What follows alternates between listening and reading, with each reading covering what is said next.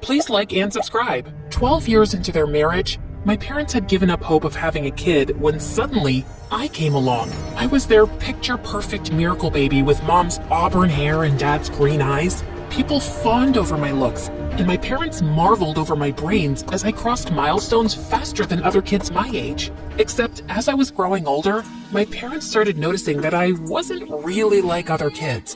I didn't want to play with them and preferred to be alone. I was obsessed with taking apart machines and building Legos and puzzles. I couldn't move until I was done with something I'd started. Well, you could try to move me, and then live to regret it. Once when I was 5, my parents and I flew over to Paris for a holiday. On our first night, as Mom unpacked my clothes, I noticed something was missing. Where are my purple socks?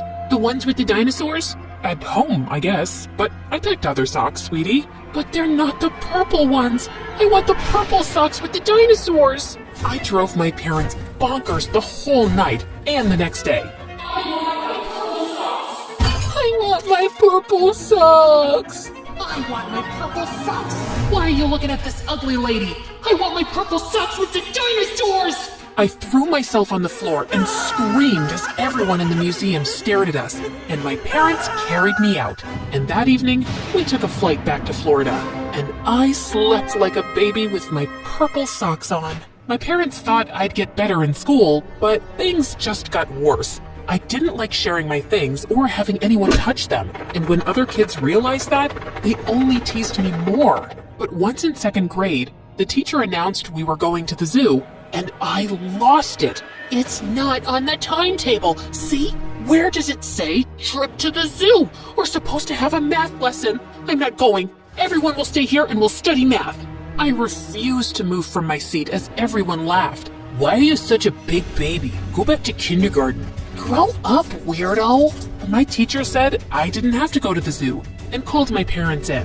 Later that day, they took me to the doctor, and after a series of tests, I was diagnosed with Asperger's syndrome. What does that mean? It means that Evelyn processes information differently than other people, and changes are especially hard for her. But I can teach her ways to manage her emotions better. I wasn't entirely sure what the doctor meant, but I knew one thing. I wasn't like everybody else, and I just didn't fit in. Once in 6th grade, I was having lunch at my usual spot outside when I noticed an older boy bugging this new girl in my class, Alyssa. It looked like he was stealing her lunch money, and I couldn't just sit and watch. Hello, can you stop bothering Alyssa, please? Otherwise, I'll have to report you to the principal, and you'll get detention. Ooh, I'm scared. I'm shaking in my boots. Oh, I'm sorry. I didn't mean to scare you that much. Wait, is that a mole on your hand?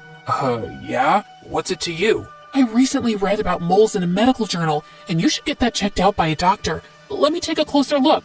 No, back off, loser. Please, I need to look at it. You could be really sick or dying. I'm just trying to help. Let me see it. I'm trying to save your life. Oh my God, you're mental. The boy ran off looking freaked out, and Alyssa was laughing like crazy. That was hilarious. You're funny. What's your name? Evelyn? And I wasn't trying to be funny. Well, I think you're a hoot, Evelyn. And thanks for scaring my idiot brother off. Actually, I stole his lunch money, and he was just trying to get it back. Let's go get some donuts, shall we? And that's how I made my first friend ever. And Alyssa was soon one of the popular kids. She was pretty and outgoing, and for some reason, she'd taken a liking to me.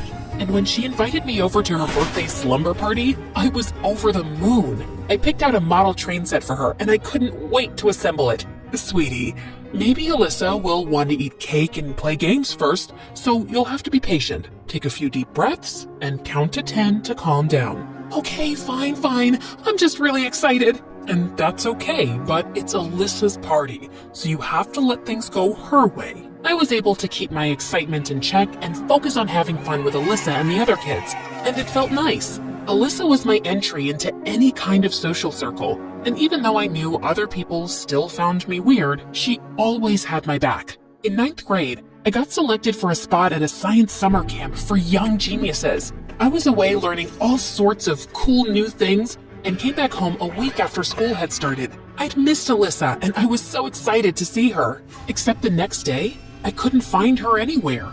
I stopped a girl from class to ask where she was, when suddenly I heard Alyssa laugh. You dummy, you walked right past me, twice. I just hadn't recognized her. She'd dyed her hair and was wearing bright red lipstick, and her clothes were weird. What happened to you? You don't look good. You know how we've talked about you being too blunt at times? You still need to work on that. But I have to be honest, you don't look like yourself. I know you don't like change, but it's good sometimes. Come on, I want you to meet some new friends. It turned out that 2 famous boy band singers, Jamie and Lyle, had joined our school, and Alyssa was suddenly BFFs with them.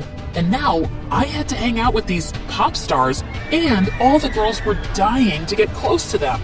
Lyle joined the football team and got busy with practice, but Alyssa started inviting Jamie everywhere with us, and I didn't like it. He was always bragging about his tours and his fans and his bestseller albums. It was so annoying. Wow, that's so cool. Don't you think so, Evelyn? Not really. I think their music kind of sucks. Well, I think your mom's cooking kind of sucks. What? You've tasted my mom's cooking? When? It was a joke? Oh, Evelyn doesn't get jokes. I get jokes. That just wasn't a joke. The definition of a joke is a funny statement. Like this joke I made up. Why is it bad to trust atoms? Because they make up everything. I giggled so hard I nearly fell off my chair, and Jamie looked amused. Haha, funny girl. Back to me now. No one's ever told me they don't like my music, especially teenage girls. Why don't you like it? You have a good voice, but you don't really talk about real deep stuff. It's all about parties and dancing and silly nonsense. If I had the power to reach as many people as you do, I'd say something more meaningful. Jamie looked a bit taken aback, but then he smiled. Thanks for being honest, Evelyn. It took me some time getting used to Jamie, but weirdly enough, I did. He wasn't as dumb as he sounded in his songs. He was even curious about the project I was working on for the National Science Fair, which Alyssa hadn't asked about once. My dad's a smoker, and I hate it. So I decided to make this machine, which converts the hydrogen cyanide in cigarette smoke to hydrogen sulfide, which stinks like really bad farts. The smell immediately disappears once the cigarette is put out. I'll make smaller versions of the machine, which you can hide in every room, and the smoker can't find them. They'll just have to put out their cigarettes to stop the smell. I never thought I'd find a girl talking about farts so fascinating. That's a clever invention. And you're pretty cool, Evelyn. I couldn't help feeling pleased. No one ever called me cool before. But Lyle was a pain in the butt. Whenever he hung out with us, he made robot impressions while talking to me, which he found hilarious. And he was so bossy with Jamie and dismissed all his ideas about their songs or videos. Once when the 4 of us were getting smoothies, Jamie gave Lyle a song he wrote that was different from their usual style. Lyle read it, crumpled the paper, and threw it away. Save this lame saving the world poetry for your philosophy class, Jamie. We sell pop music and no one will listen to this trash. I hated seeing Jamie look so hurt. Jamie, I think you should release a solo album. You're a much more talented songwriter than Lyle, and even your voice is 100 times better. He's just holding you back. Excuse me? You have no idea what you're talking about, so butt out. Evelyn, I'm sure Jamie doesn't need career advice from you, and you were super rude to Lyle. Jamie wouldn't look up from the ground, and I felt angry. Alyssa grabbed my hand and we left. When we were far enough, she turned to me. You don't always have to say exactly what you're thinking. What are you trying to do? Break up their band? Jamie and Lyle are famous. Their music is popular, and being friends with them makes us popular. Also, I'm kinda dating Lyle, so can't you just be normal for once? You always made me feel like I was normal, but you've changed now, Alyssa. Well, I've always been different, and that's okay with me. Especially if it means I don't have to like stupid pop music just because everyone else does. I was so angry I wanted to scream, but I took deep breaths and counted to 10. By the time I got home, I felt a bit better, but when Mom asked me how my day was, I told her everything. Oh, honey, I'm so sorry, but you guys will make it up, I'm sure of it. Except that we didn't. It stung that neither Jamie and Alyssa tried talking to me, and I didn't either. I kept myself busy with my project, and a month later, Jamie and Lyle released their new single. It hurt my ears listening to it, but all the girls at school went crazy for them, and they'd even perform the song in the cafeteria at lunch. One afternoon, I was putting the finishing touches to my machine in the science lab when I felt tired and took a short nap. Suddenly, I heard something next to my ear and woke up startled, knocking my head straight into someone's face. Ow! Gosh, I'm so sorry. Oh, it's just you. It's alright then. I think you broke my nose. Why was your nose so close to my head? I was just checking if you were alive. Well, I'm alive. Thank you very much. You can leave now. My nose is bleeding. Can you help me here? I gave Jamie some tissues and held an ice pack on his nose. So, what do you think of the new song? I already told you. Your music stinks. You sound like an auto-tuned robot, and your words are still shallow. Well, the whole world disagrees with you. We're #1 on the charts, and we're going on tour in a few months. Then why do you care what I think? I don't know. I just care. Look, I'm really sorry that I've been ignoring you because of Lyle, but the truth is, I've missed you, and the things you say matter to me, and your eyes are really green up close. I had no idea why, but my stomach was doing something really weird. Then why don't you just take my advice and become a solo artist? It's not that easy. I know I'm more talented, but recording songs takes money, which Lyle has. That's why he makes all the decisions. But I have been thinking about quitting the band. Just then Lyle barged in with Alyssa behind him. I knew I'd find you here. And I am so sick of you putting stupid ideas in his head, Evelyn. You don't know anything about the music industry or the real world. And suddenly, he took a swipe at my model and sent it crashing to the floor. No! What the heck, man? Are you crazy? Why don't you just worry about fixing your dumb machine and leave the music to us, Wally? I felt rage bubbling inside, and I just leapt forward and punched Lyle's face. Then I ran off as fast as I could.